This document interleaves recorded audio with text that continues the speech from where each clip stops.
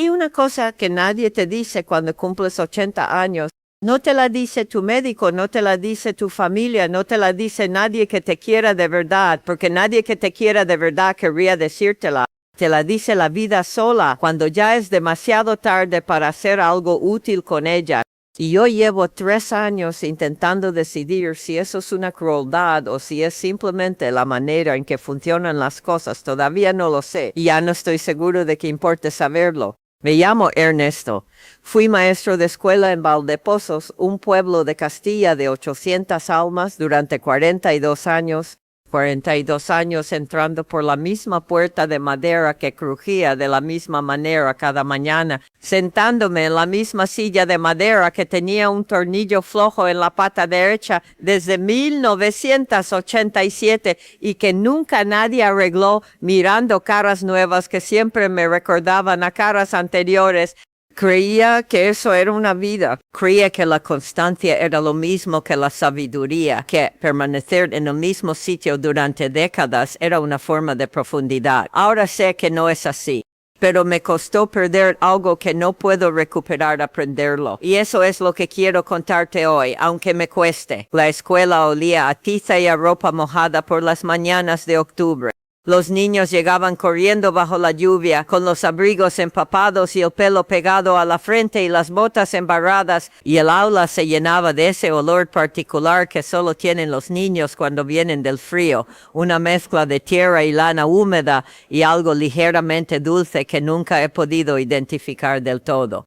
Yo encendía la estufa de leña a las 7 de la mañana y para las 9 el calor era tan espeso y tan uniforme que algunos se quedaban dormidos sobre los pupitres con la cabeza apoyada en el brazo doblado. Me gustaba ese momento. Me gustaba la monotonía exacta de ese momento, la manera en que se repetía sin variación, año tras año, generación tras generación de niños que se dormían sobre los mismos pupitres con el mismo calor de la misma estufa. No lo llamaba monotonía entonces, lo llamaba estabilidad, lo llamaba hogar. Ahora pienso que a veces llamamos hogar a las cosas que simplemente no nos hemos atrevido a abandonar. Don Aurelio tenía la panadería en la plaza desde antes de que yo naciera.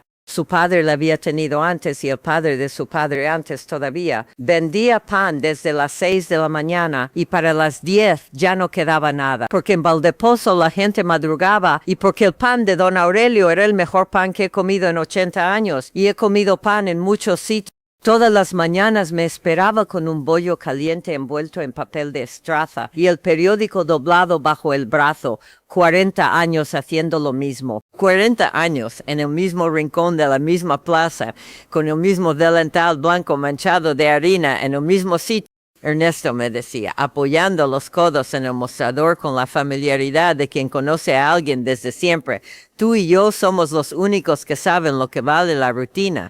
El mundo se está volviendo loco con tanto cambio y tanta novedad, pero aquí seguimos nosotros, ¿verdad? Y yo le daba la razón. Le daba la razón y me comía el bollo y leía el periódico y me iba a la escuela sintiéndome un hombre sabio y sereno. Los dos éramos idiotas, claro, pero al menos éramos idiotas contentos. Y eso también tiene su valor, supongo. Por eso me digo ahora para no enfadarme demasiado conmigo mismo cuando recuerdo esas conversaciones. Carmen llegó a mi vida cuando yo tenía 29 años y ella 27. Se sentó delante de mí en el autobús de línea que iba a Salamanca un viernes de abril y se le cayó un libro al suelo cuando el autobús frenó en la primera curva de la carretera. Yo lo recogí, era una novela de Delibes, El Camino, con la cubierta gastada de tanto leerla. Le dije que era un buen autor, Delibes, que me gustaba la manera que tenía de escribir sobre la España interior, sobre los pueblos y los hombres que se quedan en los pueblos. Ella me miró con una expresión que mezclaba la paciencia con algo parecido a la diversión y me dijo, ya lo sé, por eso lo leo, no necesito que me lo confirme nadie.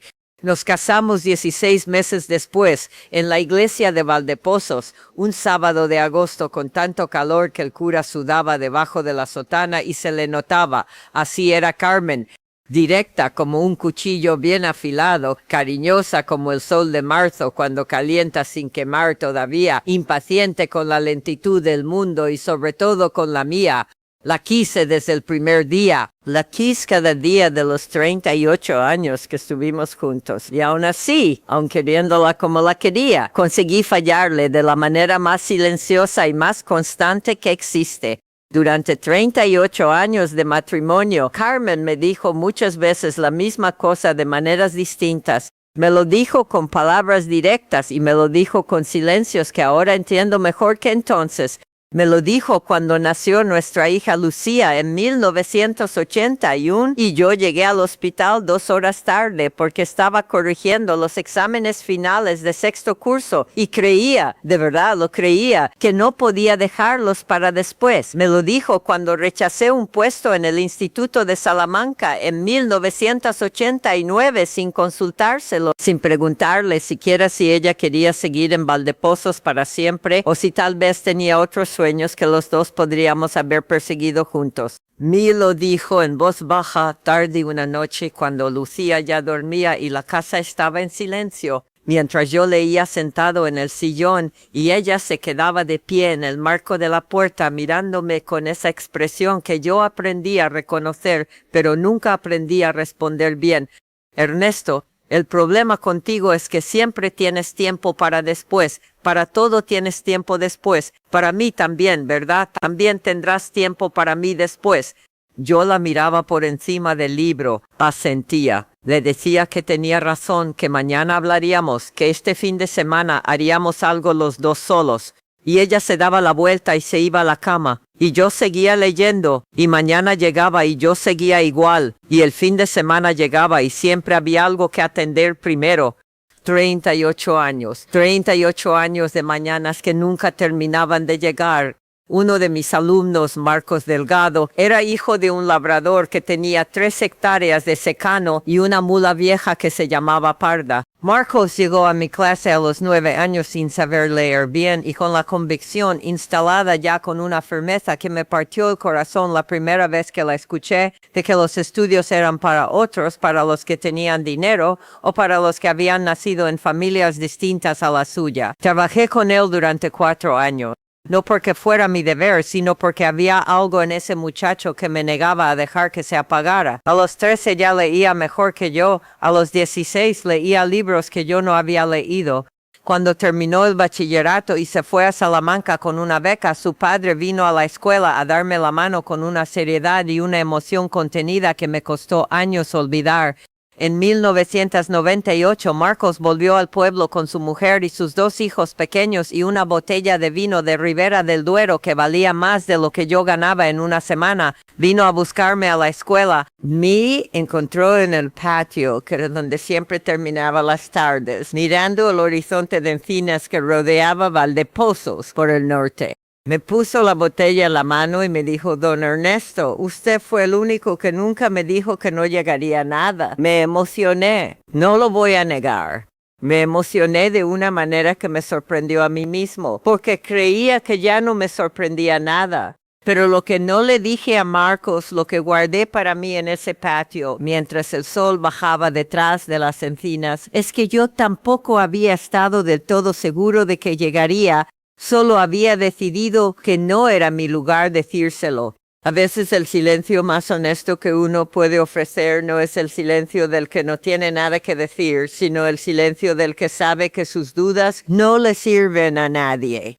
El martes de febrero de 2019 era un día sin ninguna particularidad, sin lluvia, sin viento especial, sin ninguna señal de que fuera a ser el día que partiera mi vida en 2 mitades tan distintas que a veces me cuesta creer que le pertenecen al mismo hombre. Carmen tenía 74 años y llevaba 3 semanas con una tos que no cedía y un cansancio que ella atribuía al invierno.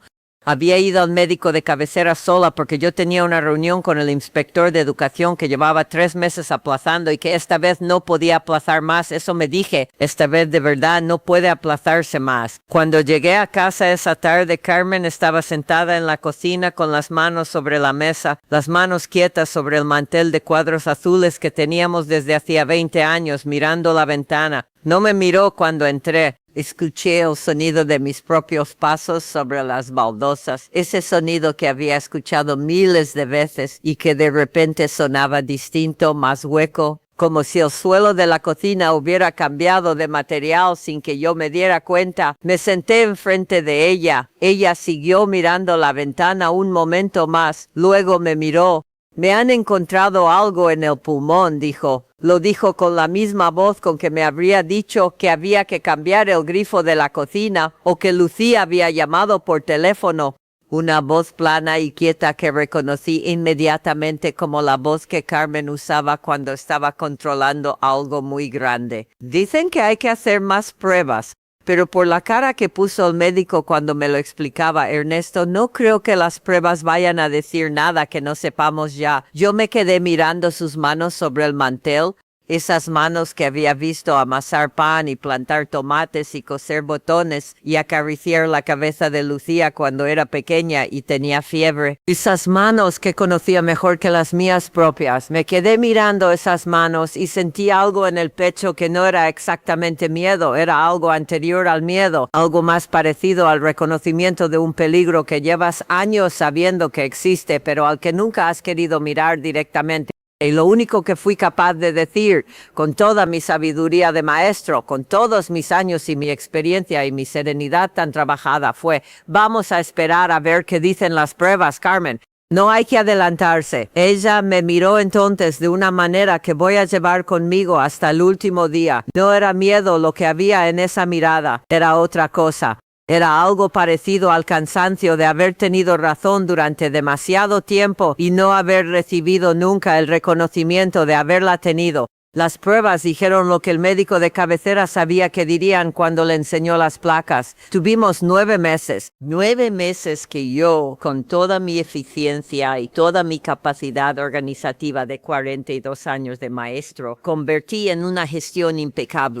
Citas médicas en Salamanca, en Valladolid, en Madrid una vez, medicamentos que había que recoger, que había que administrar en los horarios exactos, que había que anotar en una libreta que todavía tengo en el cajón de la mesilla y que no he sido capaz de tirar. Papeles del seguro médico, papeles de la seguridad social, llamadas telefónicas a especialistas, conversaciones con enfermeras, traslados en coche por carreteras que empecé a conocer de memoria. Llamaba a Lucía todas las noches para darle un parte médico con la precisión y la distancia emocional de un locutor de informativos. Hoy la tomografía ha mostrado que el nódulo no ha crecido respecto a la semana anterior. El oncólogo dice que la respuesta al tratamiento es moderadamente positiva. Lucía lloraba al otro lado del teléfono. Yo tomaba notas. Fui muy eficiente. Nunca en mi vida había sido tan eficiente como en esos 9 meses. Y esa eficiencia que en mi cabeza era una forma de amor, que era lo mejor que sabía dar, era exactamente lo que Carmen no necesitaba de mí.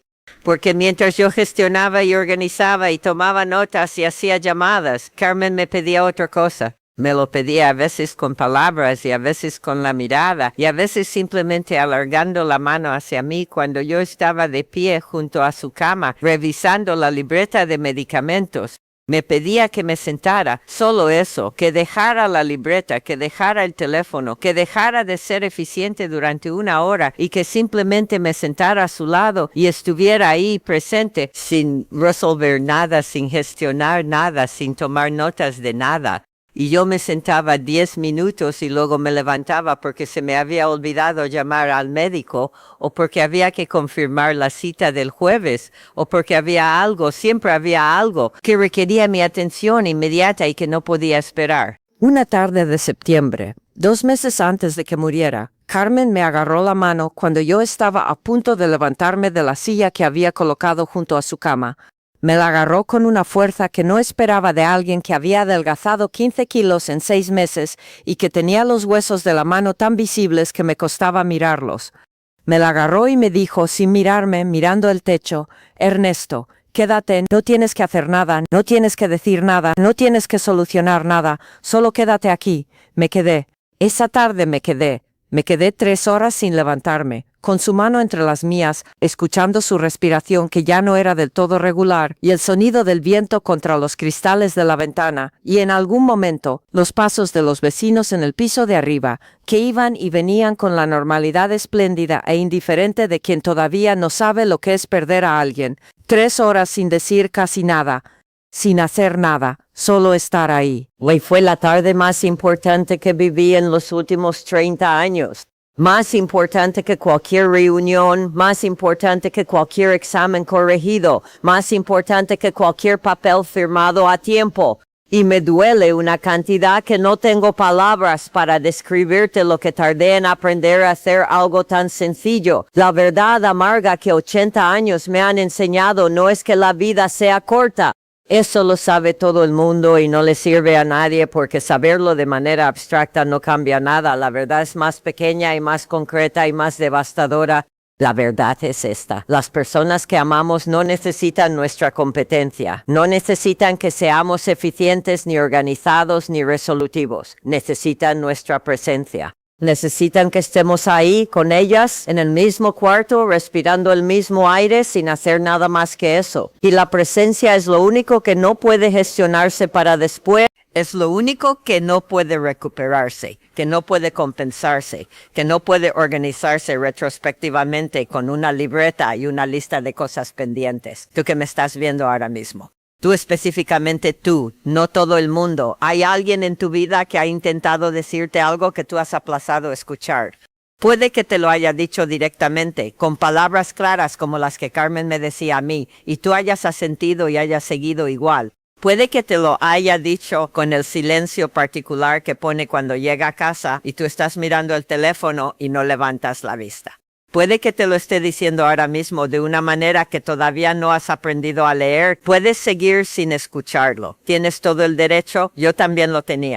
Lo que perdí no fue a Carmen. A Carmen la perdí cuando el cáncer decidió llevársela. Y eso no estaba en mis manos ni en las de ningún médico. Lo que perdí fueron las tardes. Las tardes de 20 años, de 15 años, de 10 años, en que ella estaba en la cocina haciendo algo o leyendo en el sillón o simplemente sentada mirando por la ventana y yo estaba en el estudio con mis papeles y mis exámenes y mis cosas urgentes e importantes que en realidad no eran urgentes ni importantes, pero que en el momento siempre parecían serlo más que sentarme con ella. Esas tardes no vuelven, nadie me las devuelve.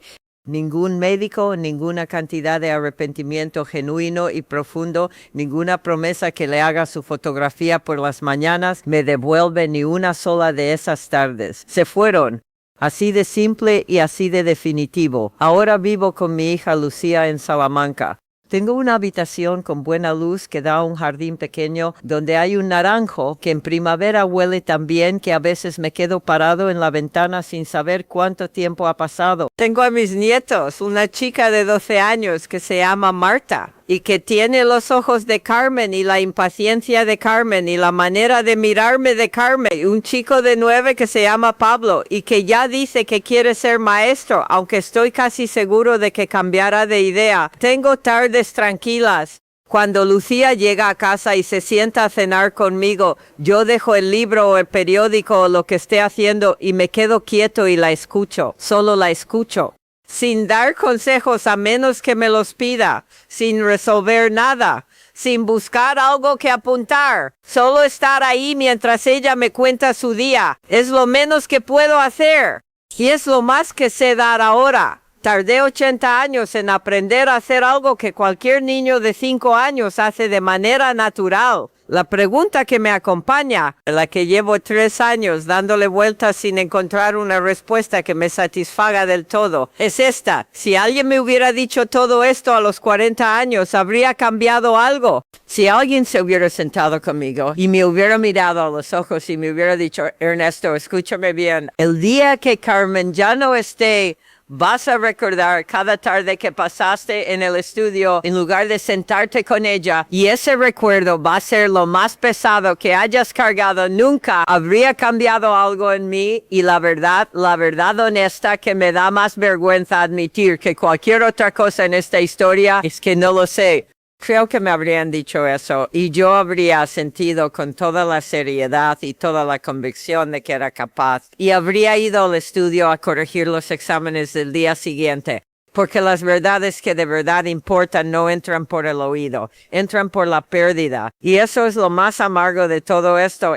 Que la única escuela donde se aprende lo que de verdad vale es la única escuela a que nadie quiere ir. Hay una fotografía de Carmen en la mesilla de noche de mi habitación en Salamanca. La sacó Marcos Delgado el día que vino con el vino. Bueno, en 1998, en el patio de la escuela. Ella está de espaldas casi, mirando algo que queda fuera del encuadre, con el pelo recogido en ese moño que llevaba desde que éramos jóvenes, y un jersey azul marino que recuerdo perfectamente porque olía a lavanda cuando lo colgaba a secar en el tendedero, y el olor entraba por la ventana de la cocina las mañanas de primavera. En la fotografía parece que está a punto de decir algo, o a punto de girarse, o a punto de reírse de algo que solo ella ha visto. Cada mañana cuando abro los ojos, antes de levantarme, antes de pensar en el día que empieza, miro esa fotografía. Y la primera pregunta que me hago no es si la echo de menos, aunque la echo de menos todos los días con una constancia que ya no me sorprende. La primera pregunta que me hago es esta: ¿hay alguien en tu vida con quien todavía tienes tiempo de sentarte esta tarde? Si esta historia ha movido algo dentro de ti, cuéntamelo aquí abajo. No tiene que ser nada elaborado, una sola frase, incluso una sola palabra. Porque lo único que me llevaría de esta conversación, lo único que le daría algún sentido a haberme sentado aquí a contarte todo esto, es saber si hay alguien en tu vida con quien todavía puedes hacer lo que yo dejé de hacer durante demasiado tiempo. Y si lo hay, ya sabes lo que tienes que hacer esta noche cuando llegues a casa.